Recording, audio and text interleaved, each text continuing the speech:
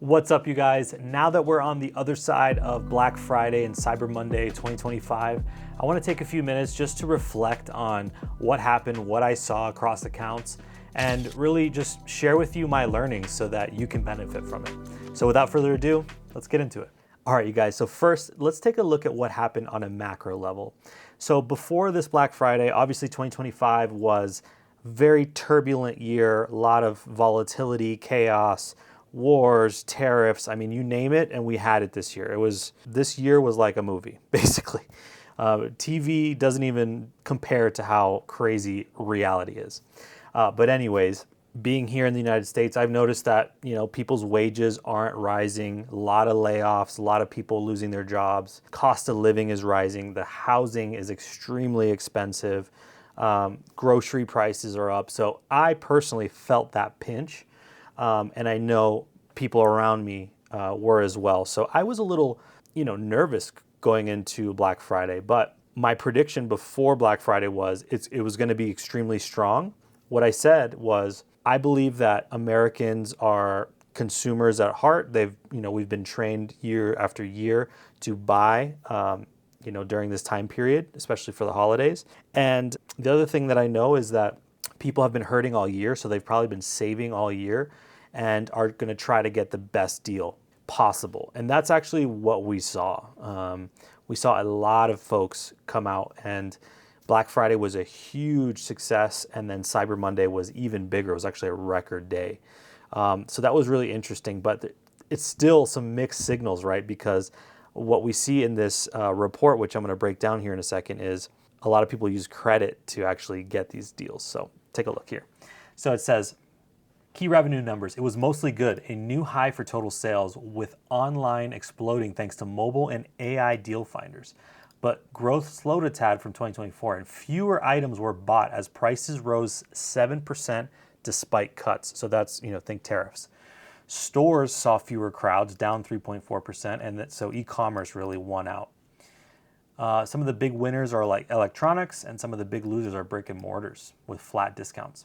So as you can see, in Black Friday, we did $11.8 billion in the United States, and on Cyber Monday, $14.25 billion, with the full weekend really, $44.2 billion, which is crazy. Globally, on Black Friday, $79 billion, and on Cyber Monday, $53 billion. So pretty extraordinary. So why was this good? Records everywhere. Holiday online totals projected at $253.4 billion, which is up 5.3% compared to last year, which is first time over 1 trillion overall. Very interesting. Okay, why was this bad or mixed? Order volume was actually down 1% as Black Friday shoppers bought fewer but pricier items because of tariffs and inflation. And then we see that in-store traffic dropped significantly. So here's the part that's really interesting. Folks chased value like never before, but inflation and tariffs made things costlier, so many borrowed to join in. About 202.9 million shopped the weekend, averaging $338 per person on gifts, holiday items, up from 316 last year. It feels exciting for traditions like, hold on. Yeah, here it says, wealthy shoppers, top 10%, drove 48% of the spend, while lower income folks cut items but used credit for basics. So that's really, really interesting, right? And it's like a reflection of the United States economy. I feel like the rich are getting richer and the poor are getting poorer. And, there's like this chasm in the middle where like you're either getting pulled in one direction or the other, and you better hope you're on the right side of that. So order values, average cart hit 114 overall, up slightly from last year. Shoppers bundled items for buy more, save more perks. Here's the really interesting part, and this is the big red flag that we saw. Over 40% used credit cards, spending 18% more than cash buyers. Buy now, pay later, or pay in installments like Klarna and stuff like that, soared to $748 million on Black Friday, which is up 8.9%, and a record of $991 million on Cyber Monday, totaling $10.1 billion for the week, which is up 9%. So young and low income users under 30 leaned on it for essentials, but it spiked overdrafts 9% and interest 2.5% and late fees. Holiday buy now pay later could hit 20.2 billion in total, up 10%, with 38% of weekend shoppers using it, often leading to overspending and credit hits. And so experts are warning of a $25 billion hangover in 2026. So for me, this is super concerning, obviously, for society and stuff like that, but that's a discussion for another day. So now I want to talk to you about what I saw, okay? So here's the pattern that I saw this Black Friday, and drop a comment below if you saw the same thing. So on Thanksgiving, okay, Thursday, I actually saw a really strong performance. Normally it picks up like in the later afternoon, evening, and it did this year as well, where super strong Thursday. Actually, it was stronger than last year in my opinion. And then Friday actually started off really slow for me.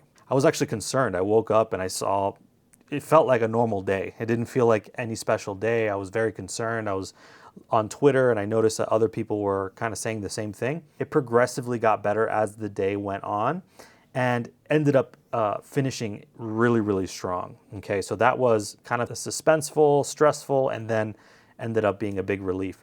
Saturday for me was extremely strong, very, very strong performance. I normally see, like okay, not as strong as Black Friday, but for some of my ad accounts, actually Saturday was better than Black Friday, which was like, what's going on here? Sunday was okay across the board. It wasn't super strong, it wasn't bad, it was pretty good across the board. And then Monday was explosive. It was super, super strong. Sales were off the charts for me.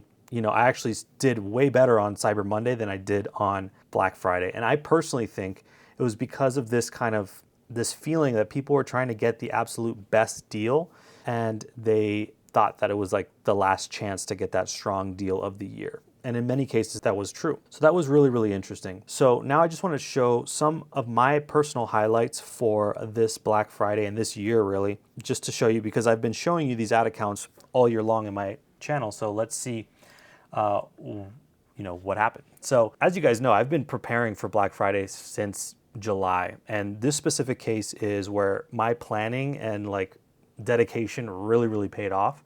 So I just want to show you here real quick. This is Black Friday 2023. Okay, I took on this account in February 2024. Okay, and so you can see on this 5-day period, 23rd, 24th, 25th, 26th, 27th, 5 days, they spent $6,000. They made $25,000 in revenue and did about $20,000 in profit. Very strong ROAS, right? It's pretty nice. Okay, now let's fast forward to 2024. This is our first Black Friday together.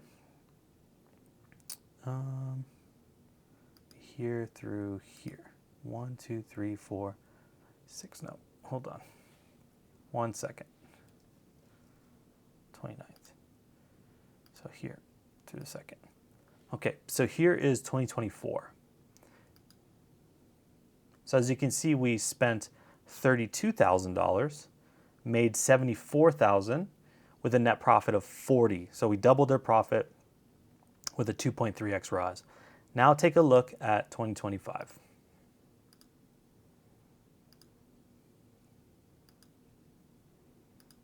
This is Thanksgiving. 1, 2, 3, 4, 5. Thanksgiving to Cyber Monday. We spent $146,000, made $244,000 with $90,000 in net profit. So as you can see, we really we scaled this business up quite a lot, and this is in a 5-day period. If we look at, for example, the month of November in 2023, they did a total of $84,000 in sales. In 2024, together we did $138,000 in sales. And then in 2025, we did $663,000 in sales, which is incredible. And not only that, they actually started, this is a business that has many like sub businesses, many brands. Again, this is a digital product business. They trusted me to manage some of their other accounts. They gave me 8 accounts in total. And I'm going to show you here how we did across all their brands over this month right here. So over the month of November, we did $1,459,000 in sales. We spent almost $1 million, and we made about almost $500,000 in net profit, $456,000 in profit, which is incredible for them. In 1 month, they made over $1 million, almost $1.5 million in revenue, which they are ecstatic about. So for me, this is a personal highlight. As you can see, we grew this business from very small to now truly an 8-figure business, which is incredible. They've processed over $10 million over the span of their life. So now, they're in that 8-figure range, which is incredible. So that's my big win for the year, because I worked extremely hard. We were planning for this since July of 2025. So it was several months of establishing evergreen campaigns. If we look at the way that I scaled up spend through November. Okay, so you can see exactly what I was talking about. Increasing the spend like a crescendo, that is exactly what occurred here. And, let's look back at, for example, August. Let's just take a random day in August, the 20th of August. We were spending $13,000. And now if we look at yesterday, for example, we're spending $63,000 a day. Okay, so it's a huge increase. And that is not so much about like what we do right now. It's setting us up for success next year and the following year. It's flooding our ad accounts with data. It's allowing us to break through that invisible ceiling that I talk about all the time. And it allows you to take your business to the next level. And you have to take advantage of these periods. So if you're watching this, if you feel like you missed Black Friday this year, don't miss it next year. Start planning now what you're going to do for next year. So the next big win that I want to show, pretty simple, okay? This is a brand that unfortunately I couldn't scale because we hit their manufacturing limits, okay? This is a proper e-commerce business. But, on this weekend, the 27th through the 1st, they did $54,000 in Australian, okay? And you can see here, we spent only $4,123. So if we look at that, what is that ROI? That's 54,371 divided by 4123. That's like a 13x return on ad spend, okay? Obviously not all of that is from Meta. However, a large part of it, it's the majority of our advertising. They do some Google, some email, as well as have a very strong organic presence. But man, this is another example where I started with them. If we look, I started with them in March. Actually, I think it was February. No, I think it was March of 2025. When did I start with them? 1 second. I started with them in February of 2025, and we were doing $39,000 a month in revenue. And now if we fast forward to, say, November, obviously this is Black Friday, but we're at $234,000 now, way bigger. And I'm anticipating that December is going to be even bigger. We're up 4% as it is. Now, they've hit their limit in terms of manufacturing, so they're working on scaling things up on their end so that I can scale up on my end. But I'm really happy that they were able to take home around, let's call it a 10x, more or less. If we account for Google, I know they have a very small Google spend. So around a 10 to 13x ROAS is just incredible for them. So I'm very happy, they're very happy, and we are definitely gonna probably triple this next year. If I had to guess, we'll see. Stay tuned. I will do another case study on this next year. Okay, and then the last big win for me personally was my school community. Okay, I am trying to prove that I know ads on a really deep level. And if I'm somebody that I can't grow my own community using ads, then I have no business teaching. Well, take a look at my growth curve on school. As you can see, in February of 2025, I started with 12 members, okay? And these are my OGs. Shout out to you guys. I'm sure you guys are watching right now. Appreciate you. And you can see slow growth. I started running ads in June, like May, June, end of May, early June. As you can see, I went from 36 members, 46 members, 95 members. This is my testing phase, okay? I was testing angles, offers, creatives, and then you can see some explosive growth here. We go from 95 to 117 to 141 in the span of 3 months to 223, and then last month 285, and then so far this month we're at 311 members, okay, with some amazing monthly recurring revenue. Now, I'm practicing what I preach, guys. I'm proving it not only with ad accounts, I'm proving it with my own community, and I'm not the only one getting these types of results. The folks in my community are also seeing some amazing results. I have one person in the group that completely sold out her entire store and she was scrambling to fulfill everything. Had some other folks hit some record numbers. If we just take a look at one of these wins here, I thought this one was super cool. So Joe here, he was stuck at $300 a day and he was able to hit $3,000 a day in ad spend profitably, which is humongous. I mean, that's a 10x improvement. And this gentleman has been in several other communities, popular ones, okay, and did not see anywhere near the same level of results. So I'm very proud of this.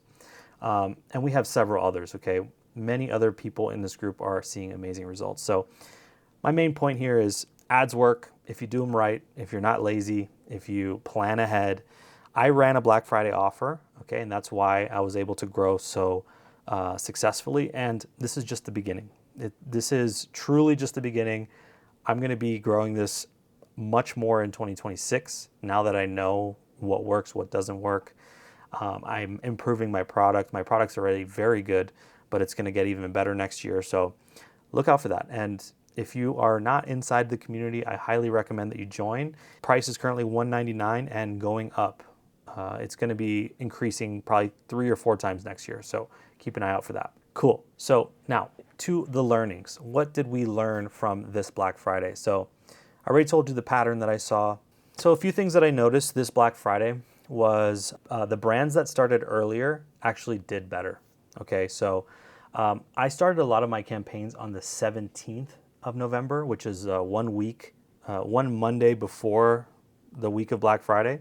And some actually started on the 10th of November. I thought that was really interesting that the brands that started earlier just got a boost in sales. Like, I think consumers they're used to this Black Friday all month long kind of thing.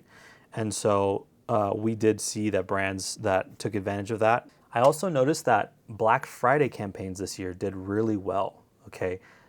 Normally evergreen campaigns tend to outperform the Black Friday campaigns, but for whatever reason this year, I think people were really biting on deals more this year. So the Black Friday campaigns actually outperformed. I was able to break through several invisible ceilings this year. And for those of you that don't know what the invisible ceiling is, it's like there's a number that you can spend. Let's call it $5,000 a day, right? You're getting 1,000 sales. But the moment that you cross that $5,000 a day threshold, you just stay getting $5,000 a day worth of sales. You keep getting 1,000. So you spend 6,000, you get 1,000 orders. You spend 7,000, you get 1,000 orders. And it's like Meta kind of caps you there. And Black Friday is an amazing opportunity for you to break through that ceiling and be able to spend that $10,000, $15,000, $20,000 a day. So make sure that you take advantage of that if you are facing that invisible ceiling. There's other techniques, there's other ways that we can get around it, which we discuss in my group all the time. But Black Friday is probably the best way to get through it. So what I did in this case was, I slowly scaled up. So I gave myself a high jumping off point for Black Friday. And then I scaled way, way, way past what I normally would spend. And then I scaled back down to a new high. And that's going to be my new base for next year. So that's something that worked really well for me. And I recommend that you do the same next year. Something that was super important that I was doing was watching the back end numbers extremely carefully. Okay, so you need to watch the back end numbers because Meta's attribution is quite slow. It doesn't update fast enough for you to make decisions. So I was actually watching like the Shopify numbers and the ad spend in the ad account and scaling like that. Right, we know, and I was basically looking at smaller time windows. So I would look at, like, for example, on Black Friday, I was looking at the week prior, I was looking at yesterday and today, I was looking at only today to make those decisions. And then on Saturday, maybe I was looking at like Thursday, Friday, Saturday to make decisions. Then on Sunday, I was looking at Friday, Saturday, Sunday to make decisions. And then on Monday, I was looking at Thursday, Friday, Saturday, Sunday, Monday. You know, you kind of have to look at a lot of different time periods to make those decisions and kind of take all that into context. And it really helped, but also keeping the real numbers on the back end, you know, very close to heart. I found pacing to be extremely difficult. So when you're spending $60,000, $70,000 in a day, it can be hard to anticipate, like, you know, how fast or how slow it spends, if you scale, if it's actually going to scale to the number you want, or if it's going to underspend. I mainly was doing highest volume campaigns for all my clients. So, you know, I think it's a little bit more predictable than cost caps and bid caps, but still is very difficult. So, you know, I think communication with your clients, for those of you that are freelancers, is important. Also having internal benchmarks. You know, maybe if you're a brand owner, you have your own benchmarks, or if you are an agency or a freelancer that's working with a client, you guys need to agree on certain benchmarks. For example, in some of my digital product clients, we agreed like anything below like 1.4x with a 1x break even, we start to maybe pump the brakes on scaling. If we start to get to like 1.2, maybe we start downscaling. If we get to break even 1x, then we're backpedaling. We're downscaling pretty aggressively. Not aggressively, but we're downscaling.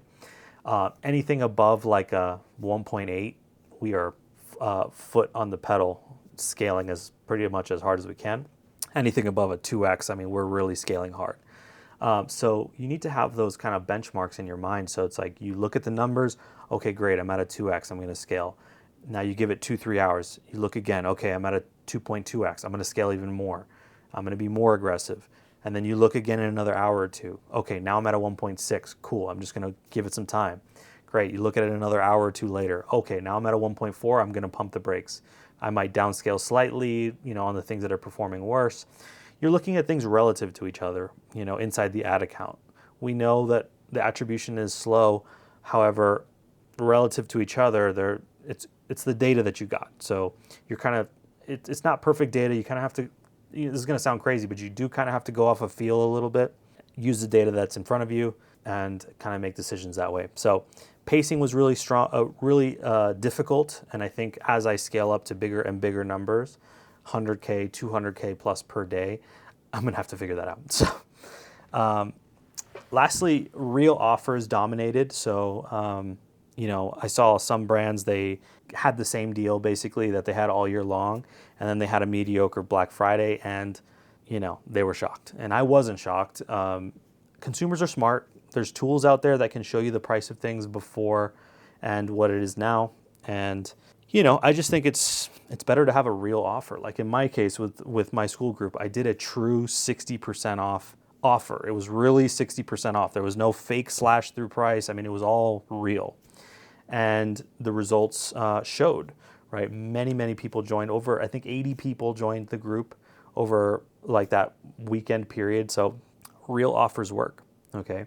And we also saw free gift offers work extremely well. So one of my brands that I manage, they gave a free gift with each one of their orders instead of a discount, and it was bananas. That was actually the one that I showed earlier, the e-commerce with the manufacturing that was tapped out. So, as far as Black Friday creatives, I did a mix of proven ads and then new concepts as well.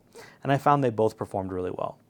I didn't see much self-competition between existing evergreen campaigns, and then when I did a spin on the evergreens with some Black Friday labels on top of it, I didn't really see an issue there at all. Some people were concerned about that. I didn't see that. But yeah, I did a mix of proven, creatives with just a Black Friday logo on top of it. And then I also did completely new creatives. Both did really well. No issues there. So I think some of the most difficult parts of Black Friday is figuring out how hard to scale, but then how do you downscale? How do you land this plane, right? You've taken it all the way up into the stratosphere.